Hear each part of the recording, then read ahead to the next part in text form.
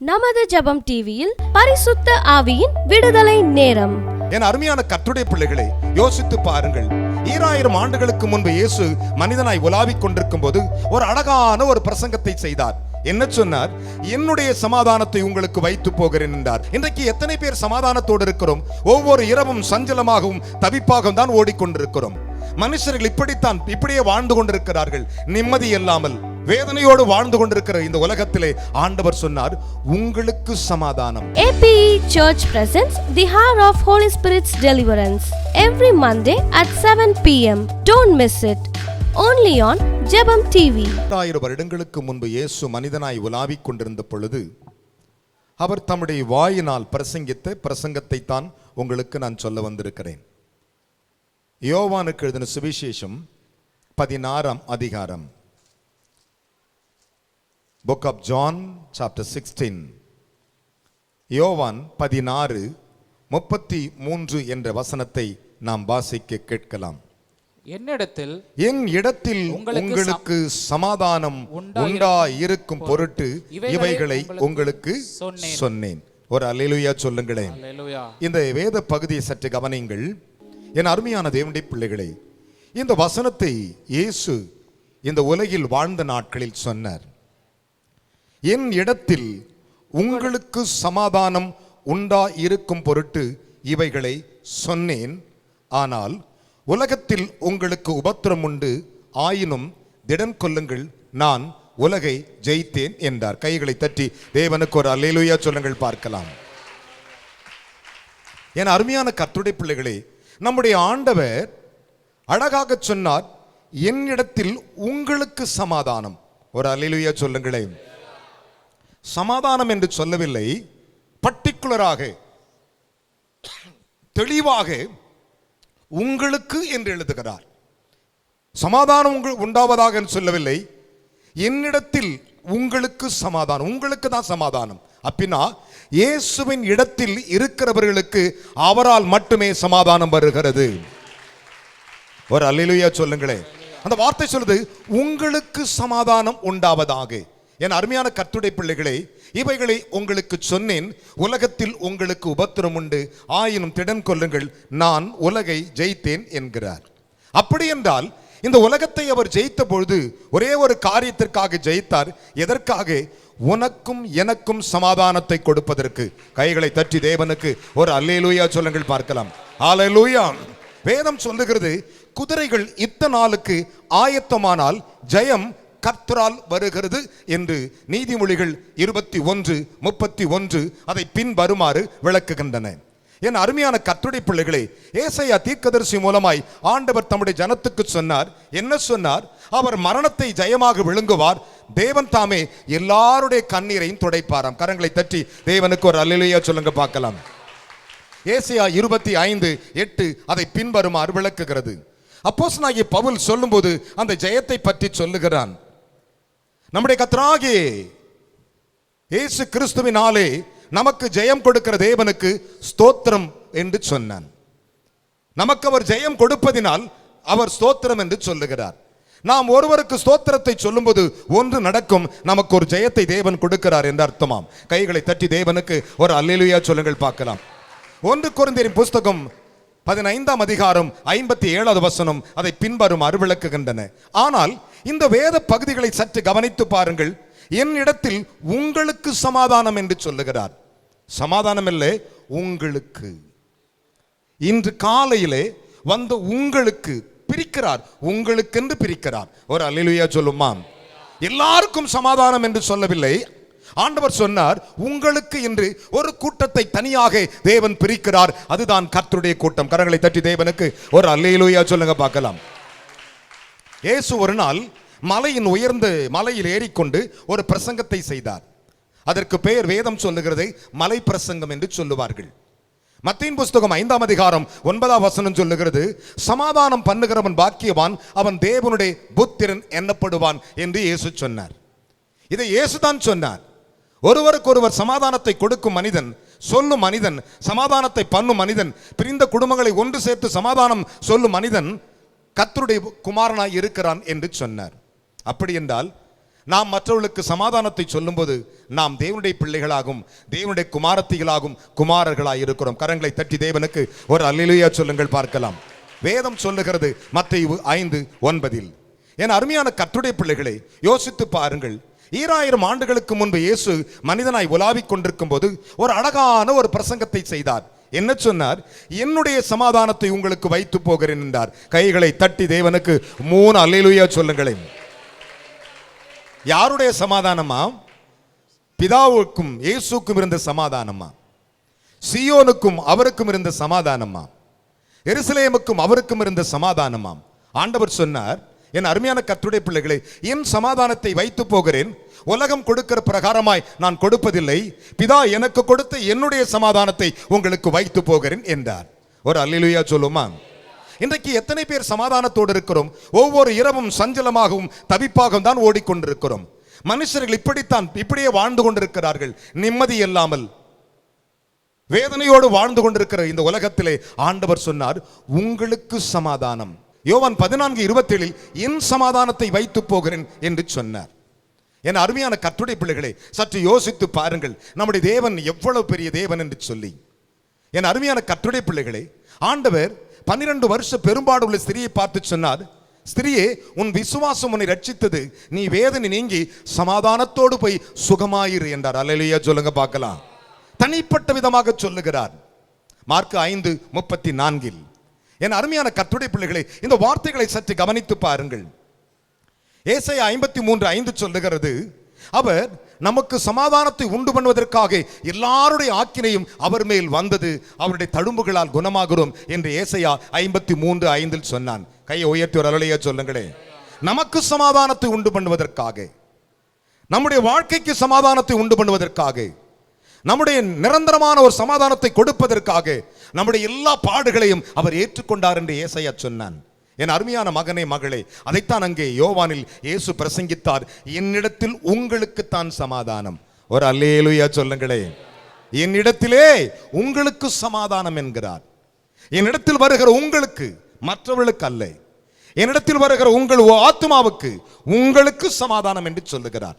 என் அருமையான கர்த்தருடைய பிள்ளைகளே, அதைத்தான் கொலோசியரிலே பவுல் சொல்லும்போது சொன்னான், அவர் சிலுவையில் சிந்தின இரத்தத்தினாலே நமக்கு சமாதானத்தை, மீட்பை உண்டாக்கினாராம். பூலோகத்தில் உள்ளவைகளையும் பரலோகத்தில் உள்ளவர்களாகவும் ஒப்புரவாக்குவதற்கு அவருக்கு பிரியமாயிற்று என்று கொலோசியர் 1:20 பவுல் அப்போஸ்தலன் சொன்னான். ஆனால் நம்முடைய வாழ்க்கையிலே நாம் ஒவ்வொரு நாளும் எழுந்திருக்கும் போது சமாதானத்தோடு எழுந்திருக்கிறோமா என்ற ஒரு கேள்வி வரும்போது அங்கே அது இல்லை. காரணம் என்ன? மனுஷர்கள் 2 நினைவாய் குந்தி குந்தி நடக்கிறார்கள். இதுவா அதுவா என்று யோசிக்கிறார்கள். ஒரு பக்கம் மற்றொரு பக்கம் ஆசை, மற்றொரு பக்கம் மற்றொரு பொருள் மேல் ஆசை. ஆசையானது அலைந்து திரிவதை பார்க்கிலும் கண் கண்டதே நலம் என்று சொன்னான். கைகளை தட்டி தேவனுக்கு ஒரு அல்லேலூயா சொல்லுங்களேன். பரிசுத்த பவுல் சொல்லும்போது ஆசையானது அலைந்து திரிகிறதாம், இதுவா அதுவா என்று அலையுமாம், ஆனா கண் கண்டதே நலம் என்று சொன்னான். நம்முடைய வாழ்க்கையில யோசித்து பாருங்கள் என் அருமையான கர்த்தருடைய பிள்ளைகளே. நாம் ஜீவிக்கிற ஜீவியங்கள், நாம் கடந்து வருகிற பாதைகள், நாம் நடந்து வருகிற நடைகள் எல்லாவற்றையும் அவர் சீர் தூக்கி பார்த்து கொண்டிருக்கிறாராம். வேதம் அப்படித்தான் சொல்லுகிறது. என் அருமையான கர்த்தருடைய பிள்ளைகளே, நாம் எவ்விதமாய் இருக்கிறோம் என்று யோசித்து பாருங்கள். அநேகருடைய வாழ்க்கையில ஏன் சமாதானம் இல்லை? ஆனால் தாவீது இவ்விதமாய் சொன்னான், உம்முடைய வேதத்தை நேசிக்கிறவர்களுக்கு மிகுந்த சமாதானம் உண்டு என்றான். கைகளை தட்டி தேவனுக்கு 3 அல்லேலூயா சொல்லுங்களேன். ஹல்லேலூயா. இந்த வேதத்தை நேசிக்கும் மனிதனுக்கு, இந்த வேதத்தை லவ் பண்ணுகிற மனிதனுக்கு, இந்த வேதத்தை அன்பு காட்டுகிற மனிதனுக்கு, இந்த வேதம் தான் என் வாழ்க்கை என்று சொல்லும் மனிதனுக்கு அவர் மிகுந்த சமாதானத்தை வைக்கிறாராம். கொஞ்சோண்டு இல்லை, மிகுந்த சமாதானம், ஓவர்ஃப்ளோயிங் போல, அப்படி மிகுந்த சமாதானம். நம்முடைய வாழ்க்கையை நாம் அலசி பார்த்திருக்கிறோமா? யோசித்து பாருங்கள். சங்கீதம் 119, 165 சொல்லுகிறது, உம்முடைய வேதத்தை நேசிக்கிறவர்களுக்கு மிகுந்த சமாதானம் உண்டு என்று சொல்லுகிறார். என் அருமையானவர்களே, நம்முடைய வாழ்க்கையிலே ஒவ்வொரு நாளும் ஒவ்வொரு பொழுதும் நமக்கு பொழுது போகும்போது ஐயோ என்றுதான் போகிறது. யோபு சொன்னான், கிழக்கத்தின் புத்திரில் சீமான் பல கோடீஸ்வரன், அவன் தான் சொன்னான், எப்பொழுது பொழுது விடியும் என்று விடியற் காலத்திற்காய் ஜாமக்காரனை போல காத்து நான் அரண்டு புரண்டு எழுந்துகிறேன் என்று சொல்லுகிறான்.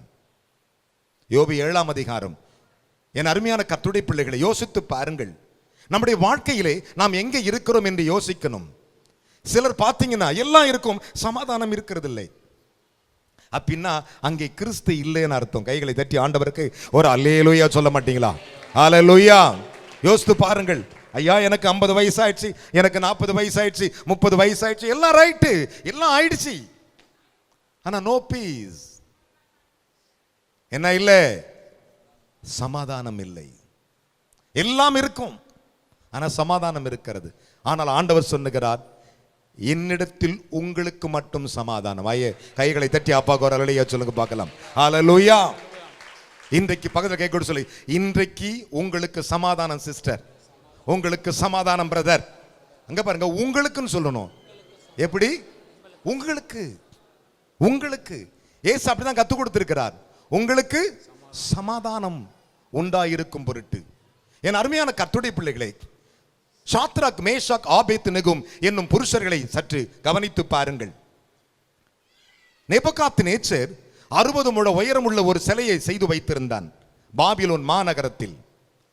அந்த சிலையை பார்த்து, அவனுடைய உருவத்தின் சிலை, அதை பணிந்து கொள்ளாதவன் எவனோ அவன் தண்டனைக்குட்படுவான் என்று சொல்லி ராஜா கட்டளையிட்டிருந்தான்.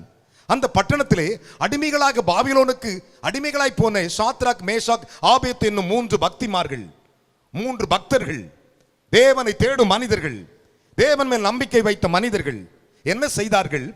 அவன் நிர்ச்சனை பொருட்சலையை வணங்கவே இல்லை. ராஜா வருகிறான், நான் சொல்லுகிறேன், இதோ தம்புரும் எக்காலம் துணிக்கும் பொழுது நீ தாழ குனிந்து பணிந்து கொள்ள வேண்டும் என்றான். அவன் பணிந்து கொள்ளவே இல்லை. ராஜாவுக்கு கோபம் வந்தது. சாத்ராக், மேஷாக், ஆபேத் சொன்னார்கள், நாங்கள் ஆராதிக்கிற எங்கள் தேவன் எங்களை தப்பு வைக்க வல்லவராய் இருக்கிறார் என்றார்கள். கைகளை தட்டி தேவனுக்கு 3 அல்லேலூயா சொல்லுங்களே, பலத்த கைகளை தட்டி. ஹல்லேலூயா. தானியேல் 3:17 சொல்லுகின்றன. என் அருமையான கர்த்தருடைய பிள்ளைகளே, நீர் நிறுத்தின பொற்சிலையை நாங்கள் பணிந்து கொள்வதிலே எரிகிற அக்னி ஜுவாலைக்கும் ராஜா பக்கத்தில் அங்க பார் நெருப்பை, நீ கும்பிடலாம் தூக்கி நெருப்புல போட்டுருவான்ட்டான். அந்த நேரத்தில் சமாதானம் இருக்குமா? ஒரு பக்கம் நெருப்பு, 1 மடங்கு 2 மடங்கு இல்லை. பைபிள் நம்மெல்லாம் ரெட்டத்தனை சொல்லுவோம், இல்லை 7 மடங்கு அவன் கோபத்தில் அக்னி சோலையாக்கி வைத்திருந்தானாம். எத்தனை மடங்கு? the 7th time. 7 மடங்கு. அவன் பணிந்து கொள்ளவில்லை, தூக்கி அவனை நெருப்பிலை போட்டார்கள். ஆனால் நெருப்பிலை போடுவதற்கு இராணுவத்தில் பலசாலிகளை, நிசார்களை, இராணுவ உடையை அணிந்து கொண்டு வருகிறவர்கள், இராணுவ உடை அணிந்து கொண்டு தூக்கி கொண்டு நெருப்புல போடுறாங்க. ராஜாவின் கோபம் கடுமையா இருந்தபடினால அக்னி பயங்கரமாக எரிந்து கொண்டிருக்கிறது. கொண்டு போய் போனானே, வஸ்திரத்தெல்லாம் போட்டுக்கிட்டு, கவர்லாம் போட்டுக்கிட்டு, கவரிங்லாம் போட்டுக்கிட்டு, அவன் எரிஞ்சு செத்து போயிட்டான். கை தட்டி ஒரு அல்லேலூயா சொல்லுங்களேன். ஹல்லேலூயா. அவன் இறங்கி செத்து போயிட்டான்யா. இவங்கள 3 பேரை தூக்கி போட்டானுங்க. 3 பேரை தூக்கி போட்ட உடனே கட்டுண்டவர்களாய் தூக்கி போடுறாங்க. ஒன்னே ஒண்ணு மட்டும் செஞ்சு அவங்களை கட்டியிருந்த கட்டு நெருப்பு அறுத்து விட்டுடுச்சு. கரங்களை தட்டி அப்பாவுக்கு 3 அல்லேலூயா சொல்லுங்களே. ஹல்லேலூயா. என் அருமையானவர்களே, நெருப்பு அவங்களுக்கு ஒரு உதவி செஞ்சிருக்குது. கொண்டு போட்டவன கொன்னுடுச்சு. இவர்கள் கட்டுண்டவர்களாய் போடுறாங்க. கட்டு என்ன பண்ணுது? அவிழ்க்கப்படுது. நெருப்பு கட்டை எரிச்சிடுது. ஆனால் இவர்கள் அக்னி நடுவிலே உலாவிக் கொண்டிருக்கிறார்கள். ராஜா சிங்காசனத்தில் உட்கார்ந்து பார்க்கிறான், என்னடா 3 பேரை போட்ட 4 பேரை உலாவுறானே, 4ஆம் ஆளு தேவபுத்திரனுக்கு ஒப்பா இருக்கிறது. ஹல்லேலூயா. கைகளை தட்டி தேவனுக்கு ஒரு அல்லேலூயா சொல்லணும். அவர்களை மேலே கொண்டு வாருங்கள் சொல்லிவிட்டான். யாரு? நேபுகாத்நேச்சர். என்ன செய்தான் தெரியுமா? அந்த மாநகரத்திலே பாபிலோன் தேசம் எங்கும் ஒரு தண்டோரா போடுகிறான். என்ன தண்டோரா போடுறான் தெரியுமா?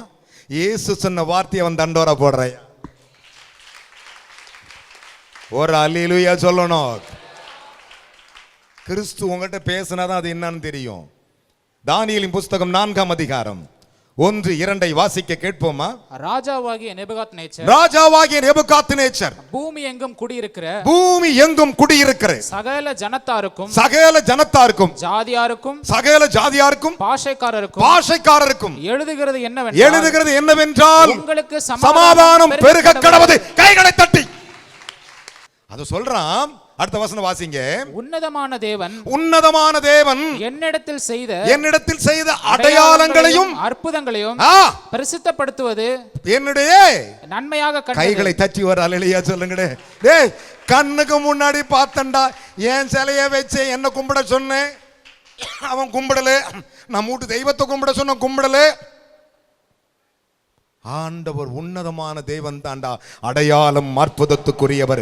கரங்களை தட்டி தேவனுக்கு 3 அல்லேலூயா சொல்லுங்க பார்க்கலாம். கைகளை கொண்டு வந்தவர் கைகளை தட்டி சே ஹalleluya.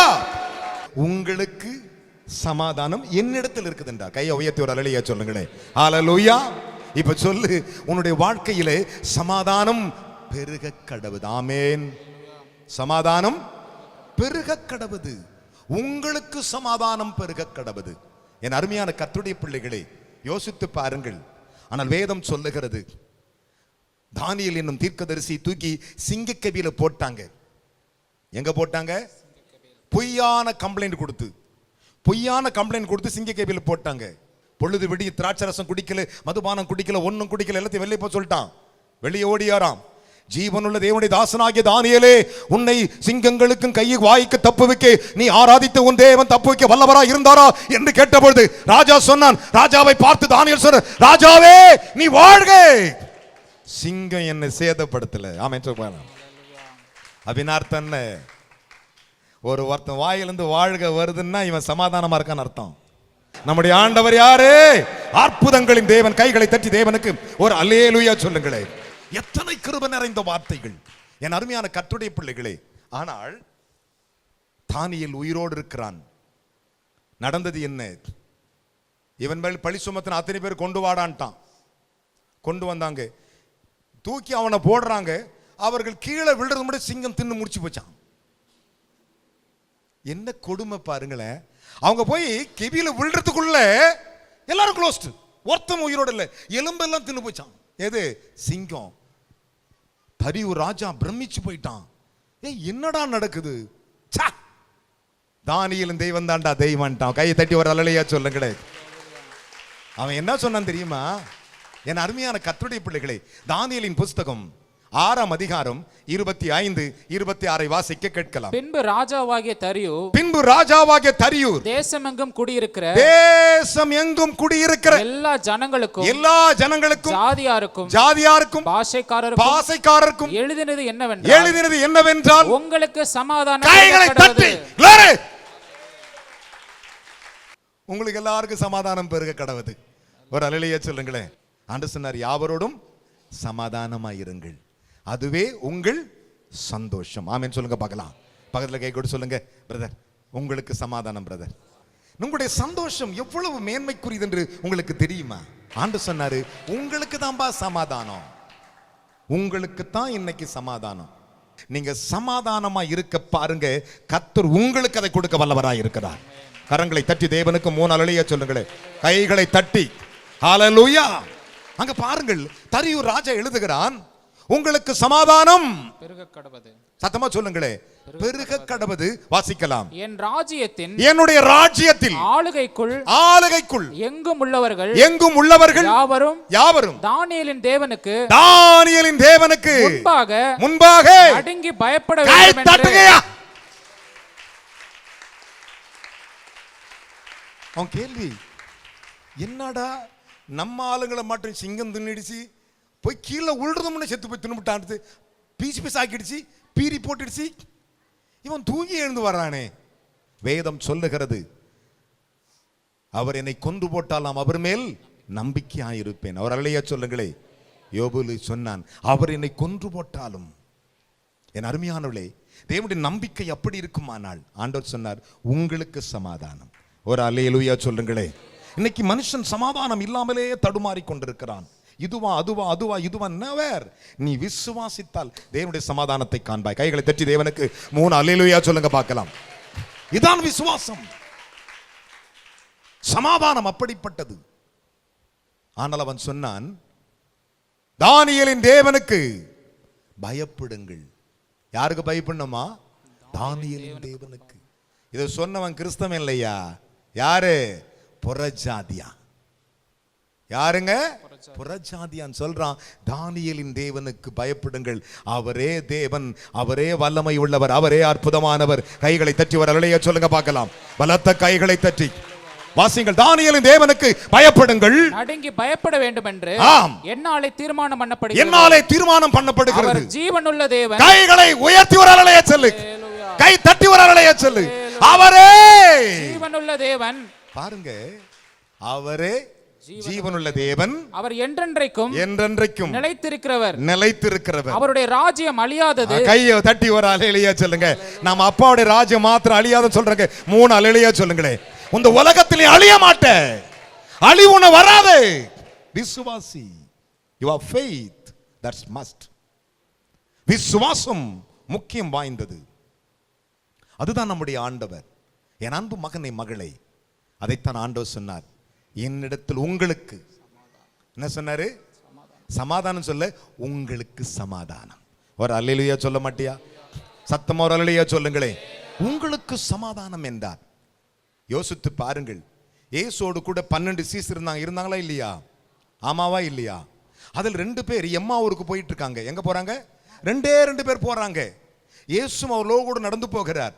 என் அருமையான கர்த்தருடைய பிள்ளைகளே, அவர்கள் போய் கொண்டிருக்கும் போது அவர்கள் நடுவாக வந்து நின்று அவர் சொன்னார், உங்களுக்கு சமாதானம் உண்டாவதாக. கைகளை தட்டி தேவனுக்கு ஒரு அல்லேலூயா சொல்லுங்களே. பலத்த கைகளை தட்டி. அப்ப மீதி 10 பேருக்கு எங்க போச்சு? உங்களுக்கு சமாதானம் உண்டாவதாக என்று லூக்கா 24 அதிகாரம் 36வது வசனம் சொல்லுகிறது. அவர்களுக்கு நடுவாக வந்து உங்களுக்கு சமாதானம் உண்டாவதாக என்றார். என் அருமையான கர்த்தருடைய பிள்ளைகளே, அப்படின்னா ஆண்டவர் பட்சபாதம் உள்ளவர் அல்ல. வாரத்தில் 1ஆம் நாள் சாயங்காலத்தில் யூதர்களுக்கு பயந்து கதவைகளை பூட்டிக்கொண்டு சீஷர்கள் பயந்து கொண்டிருக்கிறாங்க, என்ன நடக்க போதோ என்று சொல்லி இயேசு அவர்கள் நடுவாக வந்து உங்களுக்கு சமாதானம் என்றார். கைகளை தட்டி ஒரு அல்லேலூயா சொல்லுங்க பார்க்கலாம். பலத்த கைகளை தட்டி. அங்க 2 பேருக்கு சொன்னாரு, இங்கே 10 பேருக்கு சொன்னாரு, 11 பேருக்கு சொன்னாரு. ஒரு அல்லேலூயா சொல்லுங்களேன். அங்க 2 பேருக்கு சொன்னாரு, இங்கே 10 பேருக்கு தான் சொன்னாருங்க. அங்க 2 பேருக்கு, இங்கே 10 பேருக்கு. அங்கே ஒருவன் இல்லை. யார் இல்லை? தோமா இல்லை. ஆண்டவர் பார்த்தாரு, தமிழ்நாட்டுக்கு இப்படிப்பட்ட ஆள் கண்டு விசுவாசிக்கிற ஆள் அனுப்புறேன்னு அனுப்பிட்டார். ஒரு அல்லேலூயா சொல்லுங்களேன். ஒரு அல்லேலூயா சொல்லக்கூடாதா? பக்கத்தில் கை கொடு சொல்லுங்க, நான் காணாத விசுவாசிப்பேன். அல்லேலூயா. வேதம் சொல்லுகிறது, இயேசு அவர்களுக்கு நடுவாக வந்து நின்று உங்களுக்கு சமாதானம் உண்டாவதாக என்று சொன்னார். அவர்கள் பார்த்து சந்தோஷப்பட்டார்கள். ஆமென் சொல்லுங்க பார்க்கலாம். ஒரு அல்லேலூயா சொல்லுங்களே. என் அருமையான கர்த்தருடைய பிள்ளைகளே, அங்கே தோமா இல்லை. திரும்பம் 2ஆம் தரம் என் அருமையான கர்த்தருடைய பிள்ளைகளே, யோவானுக்கு எழுதின சுவிசேஷம் 20ஆம் அதிகாரம் 19ஆம் வசனம் அதை பின்வருமாறு விளக்கிறது. 21ஆம் வசனத்திலே இயேசு திரும்பவும் அவர்களுக்கு நடுவாக வந்து நின்று உங்களுக்கு சமாதானம் என்றார். கைகளை தட்டி தேவனுக்கு 3 அல்லேலூயா சொல்லுங்களே. உங்களுக்கு தான் சமாதானம். சமாதானம் சொல்ல, உங்களுக்கு சமாதானம் உண்டாவதாக என்று சொன்னார். என் அருமையான கர்த்தருடைய பிள்ளைகளே, வேதம் கவனிச்சு பாருங்கள், நம்முடைய தேவன் எவ்வளவு பெரியவர் என்று. அந்த வசனத்தை வாசிப்போமா? யோவான் 8ஆம் அதிகாரம், யோவான் 20ஆம் அதிகாரம் 21ஆவது வசனத்தை. இயேசு மறுபடியும் அவர்களை நோக்கி உங்களுக்கு சமாதானம் உண்டாவதாக. கைகளை தட்டி தேவனுக்கு 3 அல்லேலூயா சொல்ல மாட்டியா? என்ன விசுவாச கைத்தட்டு. உங்களுக்கு சமாதானம் உண்டாவதாக. பிதா என்னை அனுப்பினது போல நான் உங்களை அனுப்புகிறேன் என்று சொல்லி அவர்கள் மேல் ஊதினார். அவர்கள் பரிசுத்த ஆவியை பெற்றார்கள். கைகளை தட்டி தேவனுக்கு 3 அல்லேலூயா சொல்ல பார்க்கலாம். எவர் பரிசுத்த ஆவி எவன் பெறலையோ அவன் சமாதானத்துக்குரியவன் அல்ல. அதை மட்டும் மனசுல வச்சுக்கோ. நானும் ஜெபம் பண்றேன், பரிசுத்த ஆவியெல்லாம் காசு கொடுத்து வராதுங்கோ. அவர் ஊதணும். யார் ஊதணும்? ஆண்டவர் ஊதணும். முதல்ல பரிசுத்த ஆவி பெற்ற மனுஷன் யார் தெரியுமா? வேதத்திலே முதல்ல பரிசுத்த ஆவி பெற்றவன் யார் தெரியுமா? ஆதாம் தான். ஒரு அல்லேலூயா சொல்லுங்களே. அவன் நாசிலை ஊதினார், அவன் ஜீவாத்துமானான். இங்க ஊதுகிறார், இவர்கள் பரிசுத்த ஆவியை பெறுகிறார்கள். கைகளை தட்டி தேவனுக்கு 3 அல்லேலூயா சொல்லுங்க பார்க்கலாம். பலத்த கைகளை தட்டி. பரிசுத்த ஆவி யாருக்கிட்டலாம் இருக்குதோ அவங்க எப்படி இருப்பாங்களா? எப்படிமா இருப்பாங்க? ஹலோ, உங்களை தான் கேட்கிறேன். ஒன்னே ஒன்று சொல்றேன், காலையில எழுந்தவுடன் ஆண்டவரை பார்த்து சோத்திர ஆண்டவரே சமாதானம் சொல்லிப்பாரு. அவர் சொல்லு எனக்கே சமாதானமா, இந்தடா வச்சுக்கடா எல்லா சமாதானத்தையும். கைகளை தட்டி ஆண்டவருக்கு 3 அல்லேலூயா சொல்லுங்களே, பலத்த கைகளை தட்டி ஹalleluya. அதோட விட்டுலங்க அவரு. 8 நாள் சென்ற பின்பு மறுபடியும் வர்றாரு. யாரை பார்க்க? அதுல ஒருத்தன் மீதி விட்டு போயிருந்தானே, யாரு? தோமா. அவன் வந்து உட்கார்ந்து இருக்கிறான். ஆமென் சொல்லுங்க பார்க்கலாம். அல்லேலூயா. ஒன்னு மிஸ் ஆனா கூட அது நிறைவேறி வர்ற முடிக்கிறவங்க சமாதானத்தை விட மாட்டார். கைகளை தட்டி ஆண்டவருக்கு 3 அல்லேலூயா. இன்றைக்கு இயேசு நாமத்தில் சொல்றேன், விசுவாசத்தோடு சொல்றேன், நம்பிக்கையோடு கூட சொல்றேன், உங்கள் அனைவருக்கும் சமாதானம் உண்டாவதாக. கைகளை தட்டி தேவனுக்கு 3 அல்லேலூயா சொல்லுங்க பார்க்கலாம். எனக்கு சமாதானம் உண்டு என்கிறவர்கள், என் அருமையான கர்த்தருடைய பிள்ளைகளை, அந்த வேதத்தை எடுத்து அப்படியே எழுந்து நிற்போமாக. தேவநாமத்தை நம்புகிறவர்கள், தேவன் மேல் நம்பிக்கையாக இருக்கிறவர்கள், ஒரே ஒரு காரியத்தை நீங்க ஆழமா இன்னைக்கு முடிவு பண்ணிக்கோங்க, நல்ல தெளிவா எடுத்துக்கோங்க. இனிமே நான் சமாதானமா இருப்பேன். காலையில் எழுந்த உடனே சோத்திரம் சொல்லிட்டு 1 பேதுரு 3ஆம் அதிகாரத்திலே சாராள் தன் புருஷனை ஆண்டவன் என்று சொன்னாள். நம்ம அப்படி சொல்றோமா? யோசித்து பாருங்களேன். காலையில எழுந்து பிள்ளைகள் புருஷனுக்கு, அதாவது மனைவி புருஷனுக்கு, பிள்ளைகள் தாய்மார்களுக்கு சொல்ல வேண்டிய ஒரே ஒருத்தனும், அம்மா உங்களுக்கு சமாதானம், ஆமென். அம்மா உங்களுக்கு அப்பாவுக்கு சமாதானம், என் பிள்ளைகளை உங்களுக்கு சமாதானம். பைபிள் சொல்றது அவர்கள் பிள்ளைகள் எழுந்து அவளை பாக்கியவதி என்பார்கள் என்று எழுதியிருக்கிறது. என்னைக்காவது உங்க பசங்க உங்களை பாக்கியவதின்னு சொல்லிருக்குதா? பக்கத்துல சொல்லுங்க, சிஸ்டர் உங்களுக்கு சமாதானம், சிஸ்டர். பிரதர் உங்களுக்கு சமாதானம், பிரதர். ஒரு அல்லேலூயா சொல்லுங்களே. யோவான் 20ஆம் அதிகாரம் 26ஆம் வசனம் வாசிப்போமா? மறுபடியும் 8 நாளைக்கு பின்பு நல்லா கவனிங்க, லிசன் டு மீ. ஹலோ, அடுத்த வாரம் 8வது நாள் வருமா வராதா? அடுத்த சண்டே 26ஆம் தேதி 8வது நாள். இன்னிலிருந்து எத்தனை நாள்? 8வது நாள் கோயிலுக்கு வரும்போது ஒருத்தர் பார்த்தீங்கன்னா சொல்லணும், உங்களுக்கு சமாதானம் சொல்லணும். நேபுகாத்நேச்சர் சொன்னார், தேவன் அடையாளங்களையும் அற்புதங்களையும் எனக்கு காண்பித்தார் என்றான். ஒரு அல்லேலூயா சொல்லுங்களே. 8 நாளைக்கு பின்பு அவருடைய சீஷர்கள் வீட்டுக்குள்ளே இருந்தார்கள். தோமாவும் அவர்களுடனே கூட இருந்தார். ஒரு அல்லேலூயா சொல்லுங்களேன். இந்த ஒரு பயலுக்காக திரும்ப வராரு ஆண்டவர். ஒரு அல்லேலூயா சொல்லுங்களேன். உங்களை யாராவது மிஸ் ஆனா கூட திரும்ப வருவார். ஆமென் சொல்லுங்களேன். ஐயோ இந்த வாரம் வராத போயிட்டானே படுபாவின்னீங்களா, நான் அடுத்த வாரம் வரும்போது நீயே வாலண்டியரா போய் கிட்ட போய் உங்களுக்கு சமாதானம் பிரதர், போன வாரம் வரல பிரதர், இதான் பிரசங்கம் பிரதர்னு சொல்லு. அப்படி ஷாக் அடிச்சு நிற்பான். ஷாக் அடிச்சமா இருக்கும். ஒரு அல்லேலூயா சொல்லுங்களேன். எத்தனை நாளைக்கு பின்பு? 8 நாளைக்கு பின்பு. 8 நாளைக்கு எப்போ வருது? அடுத்த வாரம் 26ஆம் தேதி வருது. ஒரு அல்லேலூயா சொல்லுங்களேன். 26ஆம் தேதி எத்தனை பேர் எனக்கு சமாதானம் சொல்லுவீங்க? நான் உள்ள நுழைந்து அப்பா உங்களுக்கு சமாதானம், அங்க பலிபீடத்தில் நிக்க புல்பிட்டு வந்து நிப்பேன் இல்லையா, பாட்டு பாடி இன்று தியானத்துக்கு இந்த வசனம் சொல்லுவேன் இல்லையா, சொல்லும் போது அப்படி லொடுக்குன்னு எழுந்து சொல்லணும், அப்பா உங்களுக்கு இன்றைக்கு சமாதானம். அல்லேலூயா. அப்படி தீர்மானத்தோடு இன்றைக்கு புறப்பட்டு போ. உன் வாசற்படியிலே கிறிஸ்து நின்று உன்னை சமாதானப்படுத்திக் கொள்ளுவார். கைகளை தட்டி தேவனுக்கு ஒரு அல்லேலூயா சொல்லுங்களேன். அல்லேலூயா. விசுவாசிக்கிறீர்களா? 8 நாளைக்கு பின்பு இயேசு அவர்கள் கூடியிருந்த இடத்திலே தோமா இருக்கையில் கதவுகள் பூட்டப்பட்டிருந்தது. எல்லாம் கவனிங்க, கதவு திறந்து இல்ல, உங்களுக்காக கதவு திறந்து வச்சுக்கிறேனே. கதவுகள் பூட்டப்பட்டிருக்கையில் அப்பொழுது இயேசு வந்து நடுவே நின்று உங்களுக்கு சமாதானம் என்றார். கைகளை உயர்த்தி ஒரு அல்லேலூயா சொல்லுங்களே. அல்லேலூயா. அப்படியே பைபிளை கீழ வச்சு, எனக்கு இன்று நாள் முதற்கொண்டு சமாதானம், என் சந்தோஷம், என் மகிழ்ச்சி, என் ஆனந்தத்தை கர்த்தர் எனக்கு திரும்ப கொடுத்து விட்டார். இனி நான் சமாதானத்தோடு இருப்பேன் சொல்றவங்க மாத்திரம் 2 கையை உயர்த்திக்கோங்க. ஆண்டவர் எனக்கு சமாதானத்தை தந்து விட்டார். அப்படி கைகளை உயர்த்தி கவனிங்கள். இயேசு எனக்கு ஒரு வார்த்தை சொல்லுகிறார். இந்த வார்த்தையின்படி நம்முடைய மக்களை ஆசீர்வதி, அவர்கள் அந்த சமாதானத்தை பெற்றுள்ளட்டும் என்கிறார். கர்த்தருக்கு ஸ்தோத்திரம். 2 தெசலோனிக்கர் 3ஆம் அதிகாரம் 16வது வசனங்களை வாசிக்க நாம் கேட்கலாம். சமாதானத்தின் கர்த்தர் தாமே. ஒரு அல்லேலூயா சொல்லுங்களே. நல்லா கவனிங்க. அவர் யாரா? அவரு சமாதானத்தின் கர்த்தர். அவர் யார்? அவரு சண்ட தேவன் எழுதி இருக்குது, மண்டை உடைப்பான எழுதி இருக்குது. என்னன்னு சொல்றாரு? சமாதானத்தின் கர்த்தர் தாமே எப்பொழுதும் சகல விதத்திலும் உங்களுக்கு சமாதானத்தை ஹalleluya. ஹalleluya. கைத்தட்டி அப்பா ஆர்ப்பரிங்கள் பார்க்கலாம். ஹalleluya. சகல விதத்திலும் உங்களுக்கு சமாதானத்தை தந்தருள்வாராக. அப்படி 2 கையை உயர்த்தி எங்கள் அன்பு நிறைந்த பரலோக பிதாவே, இந்த நிகழ்ச்சியை பார்த்த, செய்தியை பார்த்த ஒவ்வொரு ஆத்துமாவுக்காக உம்மை ஸ்தோத்திரிக்கிறோம் ஆண்டவரே. இந்த சத்தியத்தை கேட்ட ஒவ்வொரு மகனுக்காக ஜெபிக்கிறோம் ஆண்டவரே. இவர்கள் மெய்யாகவே இவர்கள் அனைவருக்கும் சமாதானம் சமாதானம் சமாதானம் உண்டாவதாக என்று பிதா, குமாரன், பரிசுத்தாவின் நாமத்தில் கட்டளையிடுகிறேன்.